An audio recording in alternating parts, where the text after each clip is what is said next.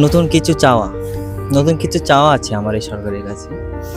আজ আমি আমাদের গ্রাম বাঁশঘাটা, বাগদা থানা, বাগদা এরিয়ার মধ্যেই পড়ে আমাদের এই গ্রামটা। আমাদের গ্রামের ভিতরে আপনার এই রাস্তাটা দেখুন, এই রাস্তাটা দিয়ে কি মানে মানুষজন কি যাওয়া আসা করতে পারবে? পারবে না।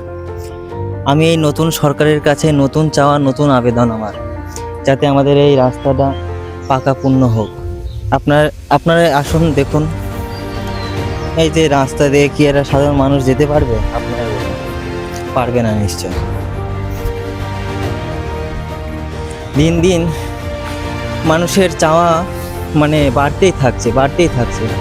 আমাদের যে একটা ভবিষ্যৎ বলে কোনো কিছু আছে, সেসব আমরা কিছু দেখতে পাচ্ছি না। যেমন আমাদের এই রাস্তাটা আমি দেখে আসছি, সেই যেমন আছে মাটির তেমনই। এই রাস্তা কাজ শুরু হয়ে গিয়েছিল, কিন্তু সরকার পরিবর্তন হওয়ার কারণে রাস্তাটা সম্পূর্ণভাবে হতে পারেনি।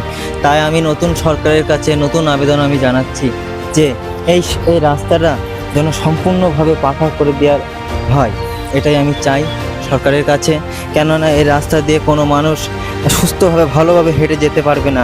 আপনারা বলুন, এই যে এই কাদা দিয়ে কি কোনো মানুষ হেঁটে যেতে পারবে?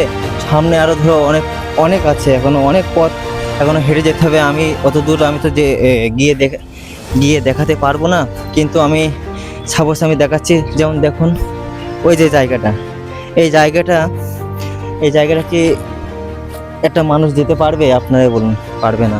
তাই আমি নতুন সরকারের কাছে নতুন আমি আবেদন জানাচ্ছি যে আমাদের জন্য এই সড়কটা পাকা করে দেওয়া হয়, যাতে আমরা সুস্থ ভালোভাবে আমরা হেঁটে যেতে পারি। এটাই আমার এই সরকারের কাছে চাওয়া।